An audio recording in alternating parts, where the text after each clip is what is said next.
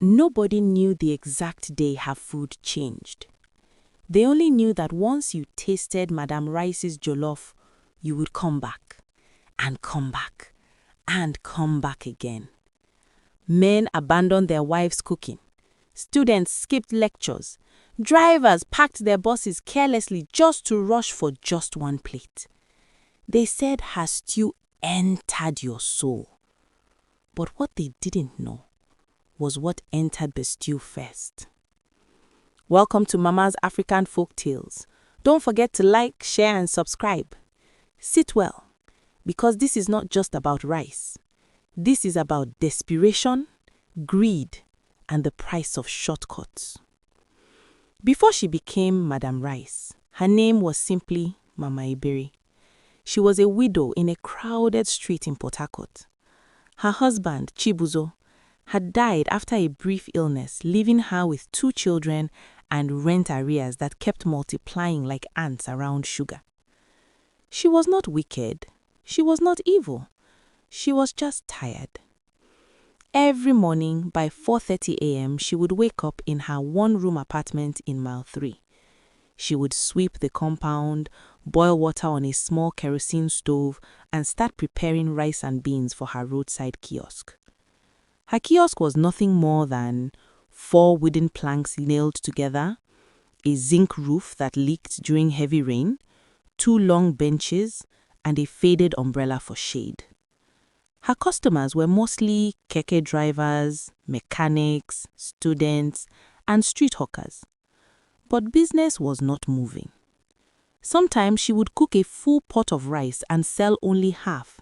The rest would spoil.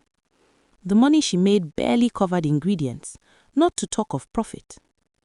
Meanwhile, just across the junction, another woman, Iyabose, was thriving.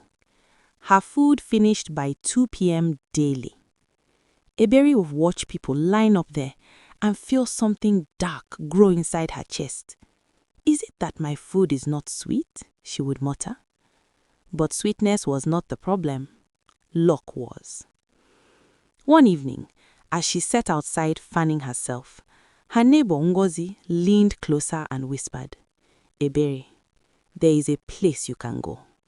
Ebere looked up. "What place?" Ngozi lowered her voice. "A spiritual place." Ebere frowned. "Church?" Ngozi shook her head slowly. "Not that kind." She mentioned a man living at the outskirts of town, a powerful traditionalist. People said he could turn things around. Ebere hesitated. She had grown up Catholic. Her late husband had hated anything fetish. But hunger makes people bend their values. 3 days later, after another loss-making market day, she wrapped her headscarf tightly and followed Ngozi to the shrine. The shrine was hidden behind thick bushes. Red cloths hung from trees. White chalk symbols covered the mud walls. The man who emerged looked older than time. His eyes were sharp, his voice low. He did not ask her name. "I know why you are here," he said. She felt cold. "My business is not moving," she confessed. "I cook, but customers pass me." He laughed softly. "Everybody wants money, but not everybody is ready to sacrifice." Her heart pounded. "What sacrifice?" He studied her carefully before speaking. "You sell rice." "Yes." "Do you want people to eat your food and never be satisfied anywhere else?" She swallowed. "Yes." He leaned closer. "Then you must cook with something that belongs to you. Something personal, something that binds." She did not understand. He continued. "Each morning, before cooking, wash your private underwear. Use the water from that washing to cook the rice. Do not tell anyone. Do not miss a day. Do it for 6 market cycles." Her ears rang. "That's dirty." He shrugged. "So is poverty." Silence stretched between them. "If you are not ready, leave," he said.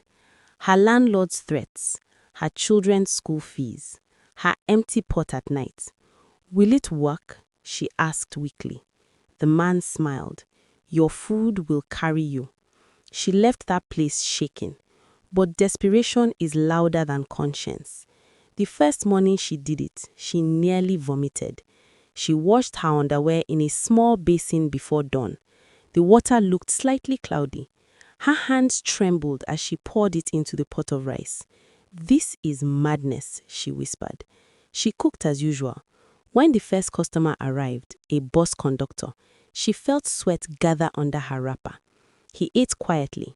Then he paused. Madam, today your rice is different. Her heart stopped. Different how? She asked carefully. He smiled. Very sweet. He bought takeaway. That afternoon, more customers came than usual. By 2 p.m., the pot was empty. Empty for the first time in months. She stood staring at the bottom of the pot in disbelief. Day 2, sold out. Day 3, sold out before 1 p.m. Within 2 weeks, customers were fighting over plates. Taxi drivers would park and shout, Madam Rice, keep 2 plates for me. They started calling her that, Madam Rice. People said, her stew has a charm, her jollof has a secret ingredient. Even when you are full, you'll still want more. Her income tripled. She added fried plantain, moi moi, goat meat pepper soup. She hired a young girl named Amaka to help serve customers. Every morning, before sunrise, she performed the ritual. The shame she once felt faded. Money has a way of silencing guilt. 6 months later, she left the wooden kiosk. She rented a proper shop space with tiles and plastic chairs. She repainted it bright yellow and wrote boldly, Madam Rice Restaurant, food that satisfies the soul. Customers flooded in. Civil servants came during lunch break. University students held meetings there. Even pastors ate there. She bought a freezer, a generator, 2 gas cookers. She started wearing gold chains. Her children transferred to private school. She moved from a 1-room apartment to a 2-bedroom flat. And every single morning she continued. Underwear, basin, rice. She stopped questioning it because it was working. Something else started happening. Customers complained jokingly, Madam, if I don't eat here for 2 days, my body will be shaking. Another woman said, my husband refuses to eat my food again. It must be your hand. She laughed it off, but inside she knew. One day, she decided to skip the ritual, just to test. That day, sales dropped by half. Fear gripped her. The next morning, she returned to the practice with renewed seriousness. Now, it was no longer about money. It was about maintaining power. 2 years later, Madam Rice opened a full restaurant along a busy road. Air-conditioned, waitresses in uniform, glass display warmers. People traveled from different parts of the city just to eat there. Food bloggers came, local politicians ordered catering. She bought a small car. She was no longer Mamah Ebere. She was Madam Rice, respected, feared, admired. But rituals have consequences, and sacrifices do not disappear. They wait. Her son, Chinedu, started behaving strangely. He refused to eat her food. Whenever she served him, he would push the plate away. It smells, he said once. She slapped him. Ungrateful child. But she noticed something else. At night, she began hearing whispers in her kitchen. Soft, low, like someone stirring an empty pot. One night she woke up and found the kitchen light on. The pot lids were slightly open. She told herself it was stress. Success brings paranoia. But something had started shifting. 3 years after her first visit, she returned secretly to the shrine. The juju priest looked at her and smiled knowingly. You have grown. Yes, she said uneasy, but strange things are happening. He waved his hand dismissively. Success attracts spiritual attention. Continue what you are doing. She hesitated. Is there any danger? He looked at her longer this time. All things taken must one day be balanced. She didn't understand, but she left and continued, because stopping now would mean losing everything. And Madam Rice loved everything she had built. She did not know karma had already entered her kitchen. 3 years after she began the ritual, her restaurant was thriving. Madam Rice Restaurant, food that satisfies the soul, had become a landmark in Port Harcourt. Turn left after Madam Rice, taxi drivers would say. She had 12 staff members, a full catering unit, a new Toyota SUV, 2 deep freezers, industrial gas burners. She was building a second branch near the university. But prosperity began to shift quietly. It started with stomach aches. One regular customer named Mr. Dan collapsed at his office after lunch. Doctors said it was food poisoning. His colleagues whispered, "Where did he eat?" "Madam Rice." She dismissed it. "People will always talk," she told her staff. Then another customer complained of severe diarrhea. Then 2 more. Then 5. Her waitress, Amaka, the same girl who had been with her since the kiosk days, noticed something strange. Every morning before anyone arrived, Madam Rice locked herself inside the kitchen for nearly an hour. No one was allowed in. If anyone knocked, she would shout angrily. One day, Amaka arrived earlier than usual. She had forgotten her phone the night before. She heard splashing sounds inside the kitchen. Curious, she peeped through the small back window. What she saw made her stomach turn. Madam Rice was holding a small basin. She wrung out something. Underwear. Then she poured the cloudy water into a large pot. She froze. Her mind refused to process it. No, no, no. She stepped back quietly, heart racing. The rest of the day, she could not look at the food the same way. That night, she vomited. The next morning, Amaka gathered courage. "Madam, I need to ask you something." Madam Rice looked up sharply. "What?" What do you add to the rice before we come? Silence. The air grew thick. Madam Rice's eyes hardened. "Mind your business." Amaka swallowed. "Madam, I saw something." A loud slap echoed across the kitchen. "You are a foolish girl. Do you know who made you? Who feeds your family?" Tears streamed down Amaka's face. "I will not keep quiet," she whispered. Madam Rice leaned close. "If you talk, your life will scatter." Fear clamped around Amaka's chest. But fear is not stronger than disgust. It began as gossip between 2 girls at a salon. "I heard something about Madam Rice." By evening, the rumor had entered 3 streets. By night, it was everywhere. "She uses dirty water to cook." "No, not dirty water. Worse, her underwear water." People laughed at first. Then they remembered their stomach problems. The laughter stopped. The next day, something happened that had not happened in years. By 1 p.m., half the tables were empty. By 3 p.m., food remained in the pots. Customers stood outside debating. Is it true?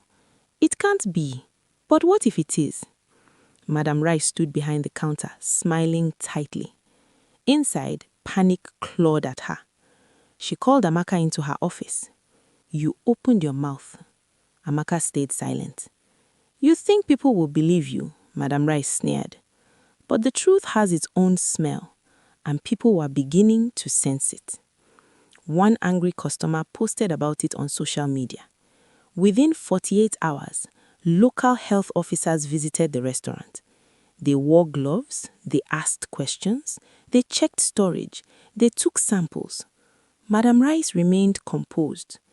"You know how competitors are," she said sweetly. "Jealousy." But while inspecting, one officer found something unusual. A small plastic basin hidden behind a large sack of rice. It had faint soap stains.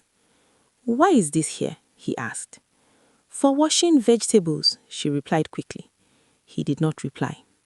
More samples were taken. As the investigation went on, something worse began to happen at home. Her daughter, Adeaze, fell sick. Strange fever. Doctors could not explain it. At night, Adeaze screamed in her sleep, "Mommy, the rice is crawling." Madam Rice felt cold every time she heard that. One night, she dreamt of the juju priest. He was standing in her restaurant. The pots were empty. He said only one thing: all things taken must one day be balanced. When the laboratory results returned, contamination was confirmed. Though they could not scientifically identify underwear water, the bacterial levels were dangerously high. The restaurant was sealed temporarily, yellow tape across the entrance.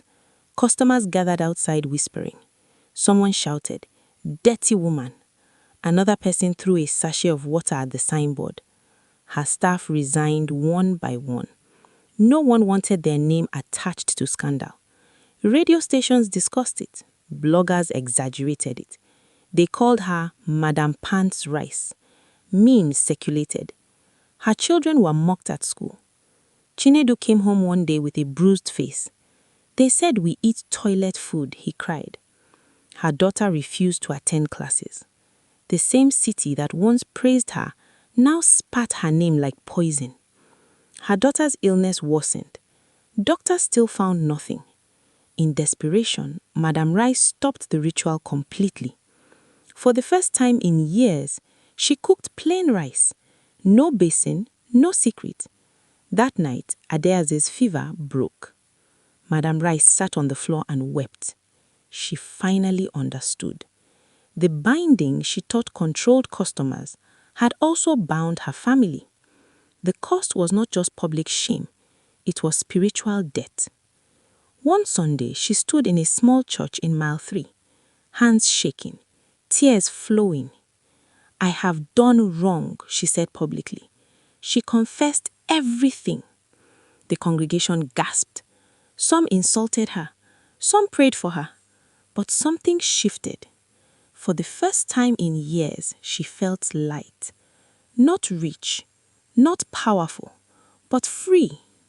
She now sells roasted corn by the roadside. No signboard, no restaurant, just a small charcoal grill. People still recognize her sometimes. Some mock her, some avoid her, but a few buy quietly. Her food tastes normal now. Just rice, just corn, just food. No chains, no binding. She has less money, but her children are healthy. And at night, her kitchen is silent. No whispers, no moving lids, just peace. Desperation can push a person into darkness, but shortcuts always demand repayment. What feeds greed will one day starve peace. And sometimes the most expensive ingredient is the one no one sees.